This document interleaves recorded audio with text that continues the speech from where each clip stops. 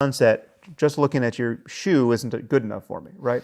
But with meditation, I can actually look at your shoe in the same way that I look at the sunset. Right? So that's what's happening for people, most people, is that they're waiting for the world to give them a good enough reason to just be present, and to be present so fully that they lose their sense of self, right? That they're no longer behind their face, just waiting for something good to happen, right? Or figuring out how to change the experience enough so that, again, they can stop. They're no longer at war. I mean, we're to a greater or lesser degree, we're always at war. I mean, we're always fighting something. There's always this you're always noticing something wrong.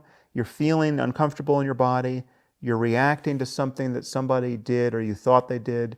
You're navigating a social encounter that seems off kilter. It's awkward, and you're trying to figure out what to say, and that sounded stupid, and you're just being blown around. And the moments where you really feel good are moments where there isn't a coming to rest, right? Where it's not about the past or future. It's not about half a second ago, and it's not about half a second from now. And the ultimate version of that is entails the dropping of this sense of self.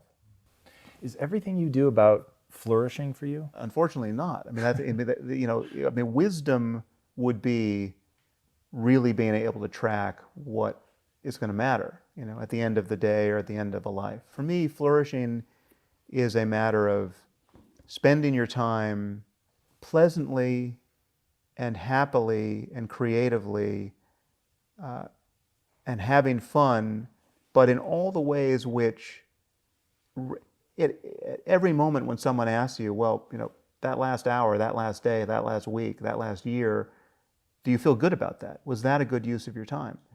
That remembering self, that retrospective gesture, that's where people worry about things like meaning, right? I mean, there's two, to use, Danny Kahneman's framing here, there's the experiencing self and there's the remembering self.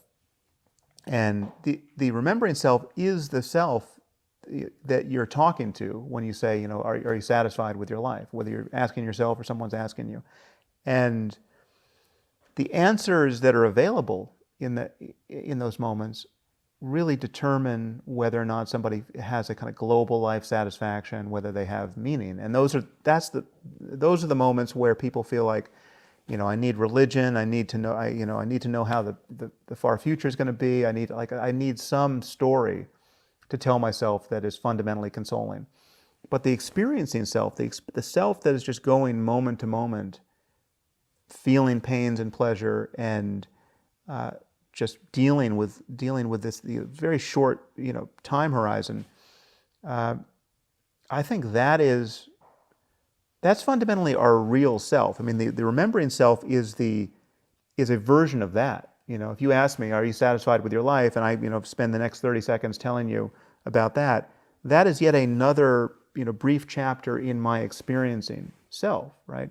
And most of life is a story is getting summed over this lifeline of the experiencing self, and their questions of meaning and a kind of global story to tell yourself about what this is all about are far less important than people think. I mean, I think you want to be playing both games intelligently. You don't want to be absorbed in pleasures which, every time you think about your life, have you feeling, God, I'm just wasting my life. I'm a superficial guy.